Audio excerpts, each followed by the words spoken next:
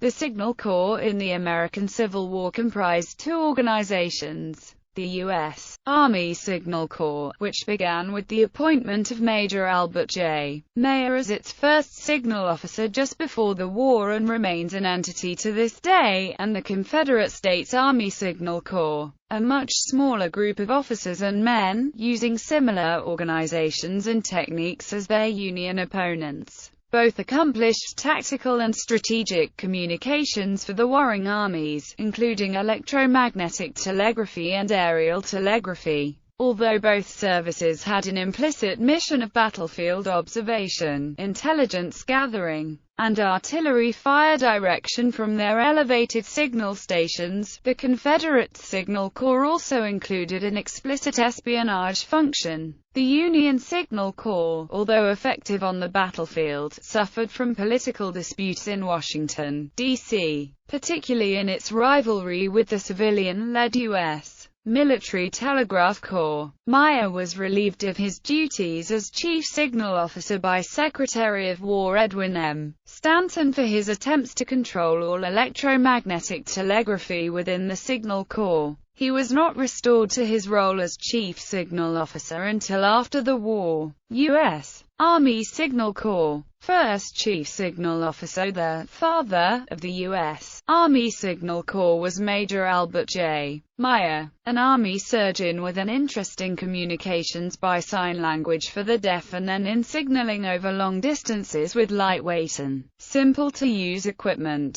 He invented a signaling system using a flag that is known as wigwag signaling, or aerial telegraphy. Unlike semaphore flag signaling, which employed two flags, signal wigwag required only one, using a binary code to represent each letter of the alphabet or digit. Mayer was serving at Fort Duncan, Texas, in 1856 when he wrote to Secretary of War Jefferson Davis and offered his signaling system to the War Department. Although the chief engineer of the Army, Colonel Joseph G. Totten, supported Mayer's proposal, it did not include specific technical details and Davis rejected it.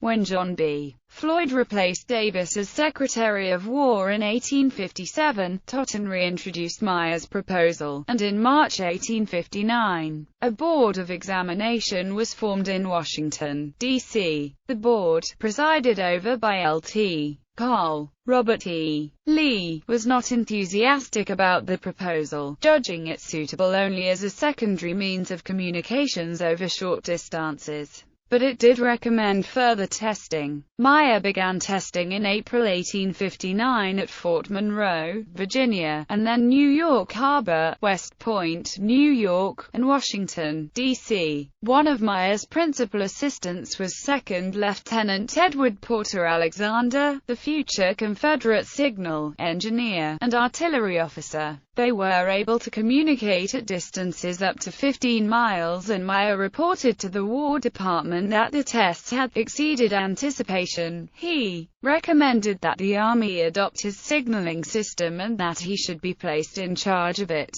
On March 29, 1860, the United States House of Representatives approved the Army Appropriations Bill for fiscal year 1861, which included the following amendment: for the manufacture or purchase of apparatus and equipment for field signals, $2,000, and that there be added to the staff of the Army one signal officer, with the rank, pay, and allowance of a major of cavalry, who shall have charge, under the direction of the Secretary of War, of all signal duty, and all books, papers, and apparatus connected therewith. The United States Senate eventually approved the Appropriations Bill, over the objections of Jefferson Davis, now Senator from Mississippi, and President James Buchanan signed it into law on June 21, 1860, the date now celebrated as the birthday of the modern U.S. Army Signal Corps. Mayer's appointment as the first signal officer with the rank of major was confirmed by the Senate on June 27. However, the Appropriations Bill provided for no personnel to work for Meyer, and the Signal Corps as a formal organization would not be authorized until March 1863. In that assignment, he was assisted by Second Lieutenant William J. L. Nicodemus, who would later succeed him as Chief Signal Officer. Field testing proceeded successfully, and won the admiration of Major Edward Canby, who became a strong advocate of forming a dedicated signal corps. Meyer at this time believed that the best approach for staffing signal work would be to train officers across the Army in its disciplines. War organization. Upon the outbreak of war, Meyer returned to Washington and addressed the problem of having no signal personnel. His only option was to persuade officers to be detailed from other assignments, which was not considered satisfactory by Meyer or the officers themselves, who feared loss of promotion opportunities. He submitted draft legislation to Secretary of War Simon Cameron in August 1861, proposing that a signal corps be established with himself, 7 assistant signal officers, 40 warrant officers, and 40 signal artificers to serve as line builders and repairmen. He intended that each division of the Army, which he assumed would eventually comprise 500,000 men, would have dedicated aerial and electromagnetic telegraphy support. Congress adjourned without considering the legislation. That fall, Meyer, who in addition to being Chief Signal Officer for the Army, served as Chief Signal Officer of the newly formed Army of the Potomac, set up training facilities for detailed officers and men in Fort Monroe and at Red Hill, Georgetown, Washington, D.C. His latter training camp remained in operation through the Peninsula Campaign and the rest of 1862, a period in which he continued to lobby with Congress and the Secretary of War, now Edwin M. Stanton, to establish a permanent corps. Meyer's persistence paid off when President Abraham Lincoln signed a sundry civil appropriations bill on March 3, 1863, which authorized the organization of a signal corps during the present rebellion. It included the position of Chief Signal Officer, with the rank of Colonel, a Lieutenant Colonel, 2 majors, a captain for each corps or military department, and as many lieutenants, not to exceed 8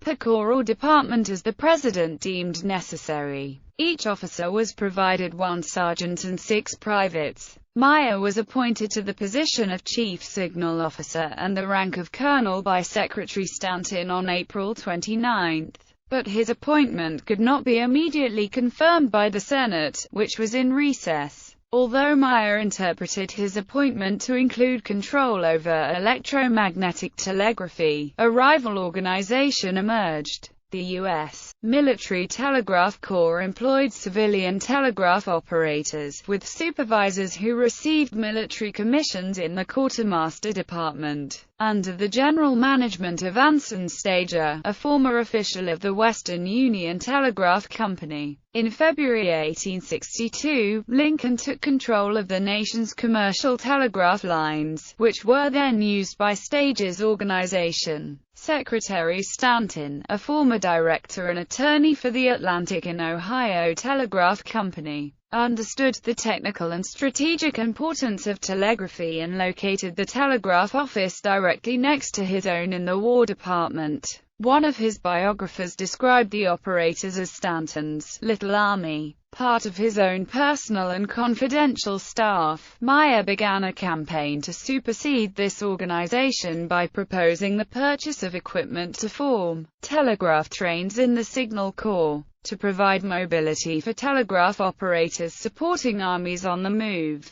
Since he was concerned about the training required for telegraph operators using traditional Morse-key equipment, he outfitted his trains with a magneto-electric telegraph instrument invented by George W. Beardsley of New York City. When this device suffered from technical limitations, in the autumn of 1862 he advertised in the Army and Navy Official Gazette for trained telegraphers. The War Department informed Meyer that his actions were irregular and improper, and he was removed as Chief Signal Officer on November 10, 1863. All of the Beardsley devices were given to the Military Telegraph Service and Meyer was transferred to Memphis, Tennessee. His replacement as acting Chief Signal Officer was Major William J. L. Nicodemus, his former apprentice. During his exile in the West, Meyer's A Manual of Signals for the use of signal officers in the field was published in 1864, a work that would remain the basis of signal doctrine for many years. Nicodemus inherited an organization that had grown to approximately 200 officers and 1,000 enlisted men. He also ran afoul of Secretary Stanton when the 1864 annual report for the Signal Corps was published because it revealed that the Corps was able to read the enemy's signals. Stanton rightfully believed this to be a breach of security and he dismissed Nicodemus from the Army in December 1864. The final chief signal officer during the war was Colonel Benjamin F. Fischer, former Chief Signal Officer of the Army of the Potomac, who had been captured near Aldie, Virginia, in the Gettysburg Campaign and spent 8 months in Libby Prison before escaping and returning to duty. The Signal Corps completed its wartime service and was dissolved in August 1865. During its lifetime, 146 officers were commissioned in the Corps or were offered commissions. There were 297 acting signal officers appointed, although some were for very brief periods. The total number of enlisted men who served during the war was about 2,500. Albert Meyer was eventually rescued from oblivion. In May 1864, Meyer's pre-war ally, Edward Canby, selected him to be the signal officer for the military division of West Mississippi. Meyer served in this position as a major because his confirmation as a colonel had been revoked after his dismissal from Washington. At the end of the Civil War, he was given a brevet promotion to brigadier general. On July 28, 1866, reacting to the influence of Lt. Gen. Ulysses S. Grant and President Andrew Johnson, Congress reorganized the Signal Corps and, with the permanent rank of colonel, Meyer again became Chief Signal Officer as of October 30, 1866. His new duties included control of the telegraph service, resolving the dispute that had removed him from his position. Confederate Signal Corps. Edward P. Alexander, Meyer's assistant in testing the wig-wag signaling system, resigned his U.S. Army commission on May 1, 1861, to join the Confederate Army as a captain of engineers. While organizing and training new recruits to form a Confederate signal service, he was ordered to report to Brig. Gen. P.G.T. Beauregard at Manassas Junction, Virginia. He became the chief engineer and signal officer of the Army of the Potomac on June 3. After becoming the chief ordnance officer for the Army of Northern Virginia, Alexander retained his position as signal officer, but his other duties took precedence. Although the Confederate Signal Corps would never achieve a distinct branch identity to the extent that the Union version did, the Confederate Congress authorized its establishment as a separate organization, attached to the Adjutant and Inspector General's Department. On April 19, 1862, a year before the U.S. Congress did so, the first chief signal officer was Captain William Norris, a Maryland lawyer then a civilian volunteer on the staff of Maj.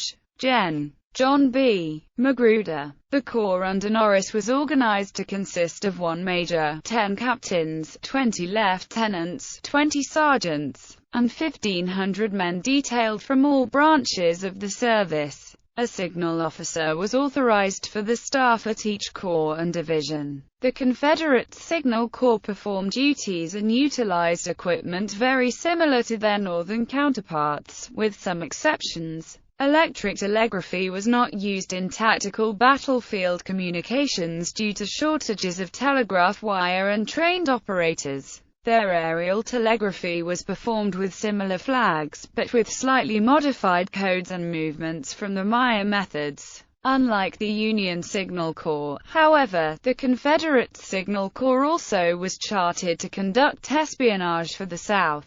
Acting as the Secret Service of the Confederacy, the Corps administered the Secret Line, an information network that ran between Richmond and the North and extended into Canada. It is because of its clandestine nature that much of the work of the Confederate Signal Corps is lost to history. Many of its records were burned in the fall of Richmond and in a subsequent fire at Norris's home, which claimed his personal papers, signal equipment and techniques. Wig-wag signaling. Wig-wag signaling was performed during daylight with a single flag tied to a hickory staff constructed in 4-foot jointed sections. Flags were generally made of cotton, linen, or another lightweight fabric and were issued in the following sizes. The 4-foot flags with white backgrounds, mounted on 12-foot staffs, were most often used, although 2-foot flags were used when the flagman wanted to avoid enemy attention. Red flags were generally used at sea. For nighttime signaling, torches were copper cylinders, 18 inches long and 1.5 inches in diameter with a cotton wick. Myers General Service Code for wigwag signaling, standardized in 1864, was also known as the 4-element code because all of the characters transmitted were composed of from 1 to 4 flag motions. The flagman took a position facing the station to receive the message and signaled digits 1 through 5 as follows. Wave the flag from the vertical position to the ground at the left of the flagman, returning immediately to the vertical position. Wave the flag from the vertical position to the ground at the right of the flagman, returning immediately to the vertical position. Wave the flag from the ground on the right to the ground on the left of the flagman, returning immediately to the vertical position. The signal 3 always followed of 2 or 4. Wave the flag from the ground on the left to the ground on the right of the flagman, returning immediately to the vertical position. The signal 4 always followed of 1 or 3. Wave the flag directly in front of the flagman to the ground, returning immediately to the vertical position. Codes for the alphabet, digits, and some special characters were as follows for the Union Signal Corps. Waving the flag continuously from left to right was used to attract attention and to indicate that signaling was about to start. Other special sequences of digits were telegraph train and the Beardsley telegraph. Telegraph trains were introduced by Meyer to support telegraphy for mobile operations. The horse-drawn wagons carried the telegraph sets and supplies such as reels of insulated copper wire and iron lances for stringing temporary field lines, a practice called flying telegraph lines. Each train consisted of 2 wagons, equipped with 5 miles of wire and a telegraph instrument. The first model train was constructed by Henry J. Rogers, a telegraphic engineer from New York City who had worked with Samuel F. B. Morse in building the first commercial telegraph line between Washington and Baltimore in 1844. Rogers's original telegraph instrument for the train replaced the traditional sending key and sound receiver with a dial indicator, a circular index plate bearing the letters of the alphabet in a pointer that turned to the letter to be transmitted. A similar pointer spelled out the message at the receiving end. Rogers provided a galvanic battery that eliminated the danger of acid spills. This equipment eliminated the need for skilled operators who had to be trained in Morse code. Field trials in February 1862 found that it worked satisfactorily over a test circuit of 2 miles of wire. Aboard of 3 signal officers recommended that such a train would be of great use as an auxiliary to permanent telegraph lines. For its first use in combat, during the 1862 Peninsular Campaign, the Rogers train substituted a new telegraph instrument, the Beardsley patent magneto-electric field telegraph machine, invented by George W. Beardsley of New York. This instrument required no battery, using instead a hand-cranked generator, but it was also based on a dial indicator. The Beardsley telegraph was housed in a wooden chest with handles and weighed about 100 pounds. It had two significant technical deficiencies, however. Its generator could not produce enough electricity to transmit signals more than about 5 to 8 miles. More seriously, there was a tendency for the sending and receiving index pointers to get out of synchronization, hopelessly garbling transmitted messages. Broken machines had to be sent back to New York City for repair. It was these deficiencies that led Meyer to his decision to use traditional Morse key technology and attempt to hire trained telegraphers, a decision that led Secretary Stanton to dismiss him as Chief Signal Officer. All of the telegraph train assets of the Signal Corps were turned over to the Military Telegraph Service, but they did not use the Beardsley telegraph due to its unreliability. At their peak of usage in 1863, there were 30 telegraph trains in the field. Ciphers, since aerial telegraphy was sometimes conducted within the clear sight of the enemy, security was a major problem. The Signal Corps introduced a cipher disk, a simple device that allowed the encryption of text. Two concentric disks were inscribed with letters and their numerical equivalents. The sending and receiving party had to agree on the specific alignment between the two disks, ensuring that both parties had identical alignment. To encipher a message, the signal officer selected an adjustment letter on the inner disk and then made this letter correspond with a pre-selected numerical code or key number on the outer disk. The signal officer would typically give the key numbers to the flagman without revealing the plain text version of the message.